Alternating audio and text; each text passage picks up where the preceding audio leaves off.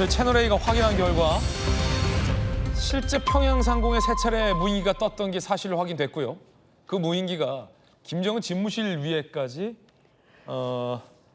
활개쳤던 것으로 취재 결과 확인이 되고 있습니다. 자, 그러자 북한이 난리를 피고 있습니다. 일단 우리 합참의 이야기부터 한번 들어보시겠습니다. 도로에 가림막을 설치해 놓고 그 가림막 뒤에서 작업하는 것들이 식별되고 있고요. 그 도로를 폭파하기 위한 준비 작업들을 하고 있습니다. 그래서 빠르면 오늘도 가능한 상태이고 또 북한이 공개한 대로 폭파도 할 수 있을 거라고 생각을 합니다. 엄효식 전 합참 공보실장 모셨습니다. 어서 오십시오. 네, 안녕하세요. 엄 실장님, 엄 대령님, 지금 이성준 후임, 한참 후임 합참 공보실장 브리핑도 보고 있는데 북한이 무인기 갖고 난리치더니 도로를 폭파하려고 지금 폭발물 설치해 준 게 우리 군이 봤다는 건데 이게 뭡니까 이게? 예, 경의선과 그 동해선의 도로와 철도는 2000년 남북 정상회담, 즉 김정은의 아버지인 김정일의 일종의 업적이지 않습니까? 예. 김정일의 업적으로 만든 그 도로를 그 아들인 김정은이 폭파해서 흔적을 지워버리겠다는 겁니다. 그거 다 우리 돈으로 우리가 깔아준 거 아닙니까? 맞습니다. 예, 모든 장비뿐만이 아니라 그 공사하는 시설들까지도 우리 군이 지원해 줬는데 아마 저렇게 이제 도로와 철도를 없애버리겠다는 거는 남북 교류 협력의 어떤 그 잔재, 어떤 흔적까지도 없애버리겠다는 거고 요즘 이제 유세와 또는 남북 단절 또는 남북 간의 그 적대적 관계 이런 김정은 또는 김여정의 표현이 있지 않습니까? 예. 아마 이런 것들을 함축한 의미라고 보시면 되겠습니다. 그렇군요. 전방에 북한이 포병 부대를 전방 배치했다는 건데 이것도 우리 군의 감시 자산으로 확인된 내용입니까? 맞습니다. 전방 지역에 있는 북한군 특히 이제 포병의 움직임은 우리 군에서 실시간 감시 및 정찰 자산으로 살펴보고 있는데요. 어제 이제 합참에서도 발표한 것이 우리 군도 감시 태세를 격상하고 또는 우리 포병들의 화력 대비 태세도 증가시켰다라고 발표를 했습니다. 북한군의 움직임에 맞춰서 우리 합참도 감시 및 정찰을 강화하고 있기 때문에 북한군이 평상시와 다른 어떤 사소한 움직임을 보이더라도 우리 군이 거기에 대해서 정확한 대응을 할 수 있을 것으로 봅니다. 그렇군요. 자, 채널A가 단독으로 확인해 본 결과 평양 상공에 실제 무인기가 세 대가 떴었던 것으로 확인이 됐고요. 김정은 집무실 근처까지 날았던 것으로 확인이 됐습니다. 채널A 단독 보도 내용 함께 보시죠. 북한이 한국 지난 3일, 9일, 10일 심야 시간에 무인기를 보냈다. 정부 소식통 3일, 9일, 10일 세 차례에 걸쳐 평양 상공 지나간 거 맞다. 무인기가 김정은 집무실 위로 비행했다. 북한 당국이 비상이 걸렸다. 왜 김정은이 이렇게 난리치는지를 좀 알 수 있는 하나의 대목일 것 같은데 엄효식 전 실장이요? 김정은 집무실 위까지 무인기가 날아갔어요? 아마 김정은 입장에서는 아마 깜짝 놀랐을 겁니다. 왜냐하면 북한이 우리 서울에다가 2014년 무인기를 보낸 적이 있지 않습니까?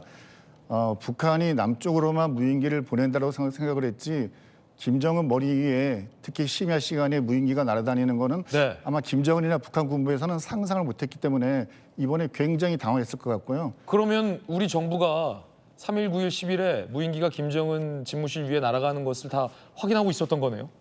네, 어떤 다양한 가능성이 있는 중에서 이것이 북한의 자작극 아닌가 또는 없는 것을 북한이 의도적으로 거짓말한 것이 아닌가라는 그런 분석도 있었는데요.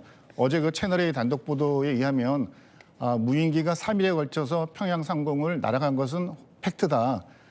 그 팩트이기 때문에 저런 그 무인기가 심야에 날아다니는 것에 대해서 북한이 얼마나 당황했을까. 예를 들어 북한 발표에 따르면 3일, 9일, 10일 세 번 했다고 하는데요. 예. 북한이 공개한 사진을 보면 9일 날 새벽 01시의 사진이거든요. 그러면 3일 날하고 10일 날에 무인기가 왔다 간 거는 이거는 도대체 어떻게 알고 얘기하는 거지?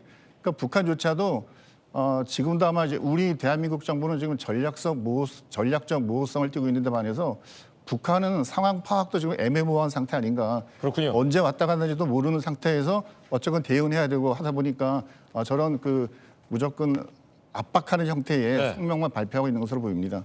우리 정부에서도 3일, 9일, 10일 김정은 집무실 위에 무인기가 날아갔다는 것도 다 파악하고 있을 정도면 우리 군이 보낸 겁니까?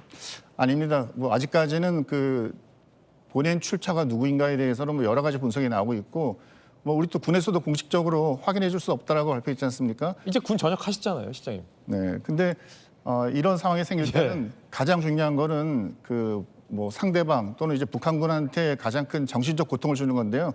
아마 북한군 입장에서는 알지만 안 말해주겠다. 파악을 할 수 없는 상황이기 때문에 아마 굉장히 그 속쓰리하고 있을 것으로 생각이 됩니다. 그렇군요. 김정은이 말씀하신 대로 무인기 대책회의하는 사실까지 공개를 했습니다. 오늘 북한이. 무인기 사건 대책회의. 군 고위 간부들을 김정은이 소집했어요. 국방 안전 분야 협의에 개최했고요. 평양 무인기 침투 사건 대응 방안을 논의했다는 겁니다. 조선중앙통신에 따르면 김정은이 당과 공화국 정부의 강경한 정치 군사적 입장을 표명했다라는 내용도 북한이 밝혔습니다. 그러면서 이렇게 북한 매체가 사진까지 공개했습니다. 굉장히 당황한 걸로 보여요. 조금 전 북한이 공개한 사진인데 어미 실장님, 지금 이 사진을 보면 김정은이 무인기 사건 대책회의를 한다는 건데 뭔 대책을 회의할 수 있을까요? 네, 김정은 입장에서는 북한군 입장에서도 무인기라는 것은 아마 지금까지 그들의 머릿속에 없었을 겁니다.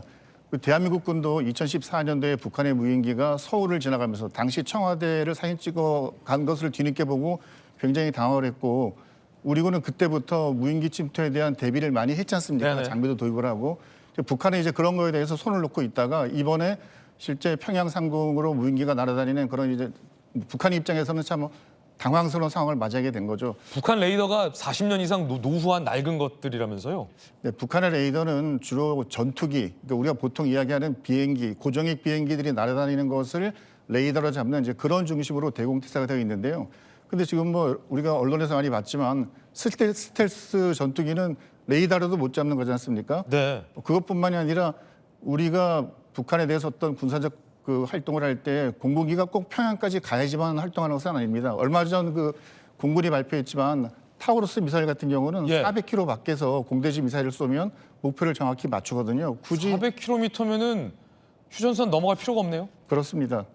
그래서 아마 그런 부분에 대해서 북한도 이게 꼭 우리 대한민국의 공군기가 평양 상공으로 오는 것을 포함해서 저러한 그 장거리 공대지 미사일에 대한 어떤 대비 이런 전반적인 것에 대해서 아마 저 자리에서 김정은이 총참모부에 있는 군인들에게 아마 그 여러 가지 많은 주문을 했을 것으로 보입니다.